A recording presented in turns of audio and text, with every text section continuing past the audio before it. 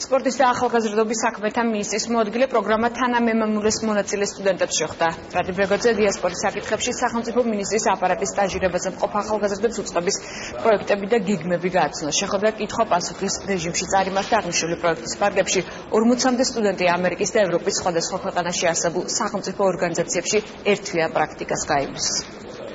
პროექტი არის ნაყოფიერი და მნიშვნელოვანია სტუდენტებისათვის, რათა მოახდინონ მათი ინტელექტუალური რესურსის გამოყენება სამშობლოში დაბრუნებისთანავე და შემდგომში დასაქმების პერსპექტივა დაესახოთ. დიასპორის სტაჟირება არის ერთთვიანი.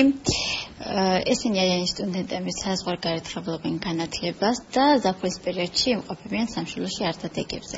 გადანაწილებული არიან სამი სხვადასხვა სამინისტროებში, ასევე საქართველოს ეროვნულ ბანკში და ტურიზმის ეროვნულ ადმინისტრაციაში. ქართულ სტუდენტებს, რომლებიც უცხოეთში სწავლობენ, გავაცნობთ ახალგაზრდობის სფეროში არსებულ გამოწვევებს, აგრეთვე იმ კონკრეტულ პასუხებს, რომლებიც ჩვენ გვაგვაჩნია კონკრეტულად სპორტისა და ახალგაზრდობის საქმეთა სამინისტროს, მოვისმენთ მათგან ასევე რეკომენდაციებს და დიდი იმედი გვაქვს, რომ დავაინტერესებთ ახალგაზრდობის სფეროთი.